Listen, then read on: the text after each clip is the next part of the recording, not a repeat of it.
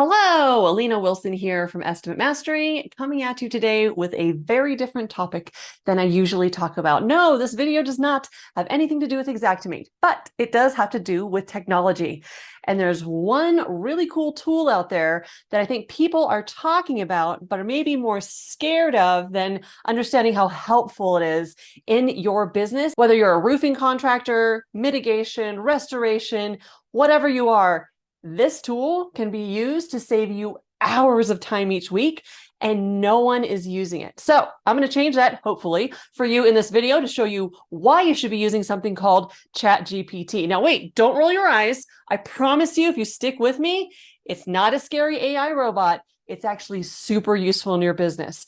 Even if you're using it already, hang on, because I've got 4 tips for you that I think you're going to find super useful in your business. So let's go take a look at this tool.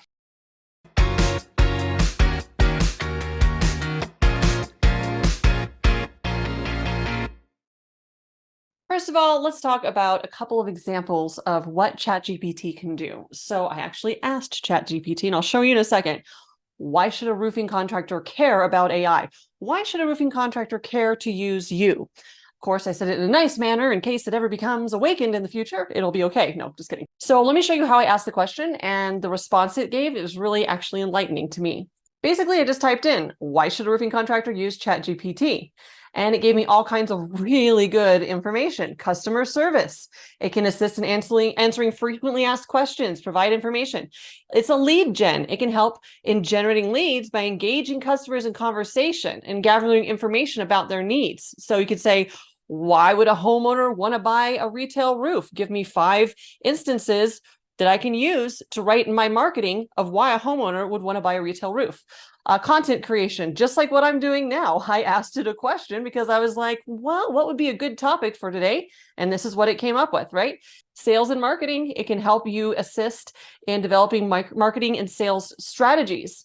So like when I was going to look at marketing one of my virtual summits, I said, what are the top 3 reasons a roofing contractor would want to attend a virtual summit? What are the top 3 reasons that they wouldn't want to attend a virtual summit? So I could be informed on both angles and really, write the marketing and the copy and the headlines all around that topic. So what does it mean for you as a contractor? Again, whether you're roofing, mitigation, rebuild, whatever you've got going on in your world, here are 4 suggestions for you. So just as you saw on my screen, AI can be like an assistant. It can respond to customer questions. It can provide accurate information about your services. Like you could ask it, explain in detail why a homeowner needs mold removed from their home. I know that's a duh to us, but a homeowner really might not know about all the effects of mold. It will detail it out. And if it doesn't go into enough detail, you can say, can you please go into more detail about that? I mean, it's so different than Google where you're just trying to formulate, what is mold? It's like, no, why? Ask it, why should this be removed from your home? And it will go out and crawl and do all the research for you. It's amazing. So going back to using it as your assistant, you can also ask it, what's the best headline to write this Facebook ad? What's the best hook to use in this piece of marketing? I don't know, a flyer or on your signs, your yard signs. What are you putting on there that you could hook people to actually look at the sign? You can ask it those kinds of specific details. You can also ask it how to write a customer service email to someone who hasn't paid their bill or is unhappy and has a complaint.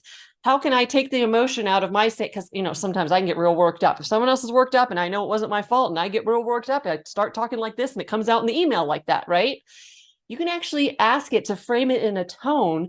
Can you write in a friendly way, ChatGPT? Can you write in a friendly way back to this customer that said this to me? Just to kind of drive this home and make kind of a funny example out of this, I asked it, what are some nice options for asking someone to reschedule? Because I was really mad. This person rescheduled like 4 times, right? And I'm just going, oh my goodness, what can I say to this person? It's just gave me some really nice, friendly answers. And then my husband was looking at, someone had a dog on the lawn or something. And he was like, wow, they need to get off our lawn. I was like, well, how can we nicely say get off my lawn? So it even goes into how this can come across as rude and confrontational. So it really gets into even the emotions of how to write things, which Google or Bing or whatever search engine you're using does not do this.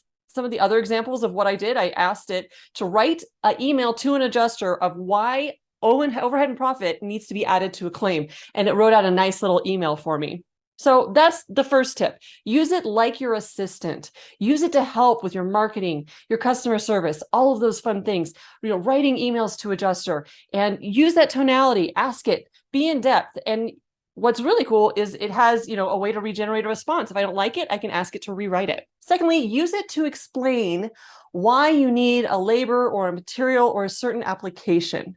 So as you can see, I've got quite a few queries here on my list, but the one thing I want to show you is like requirements for ice and water.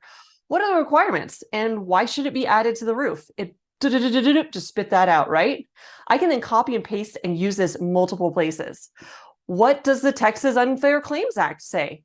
Here we are. That's all about that, and really breaks it down in an easy to understand manner. And if it's too technical, say, explain that what you just said in a more simple manner, or like a 7-year-old, or whatever you want to say, right? Like you're talking to a 7-year-old.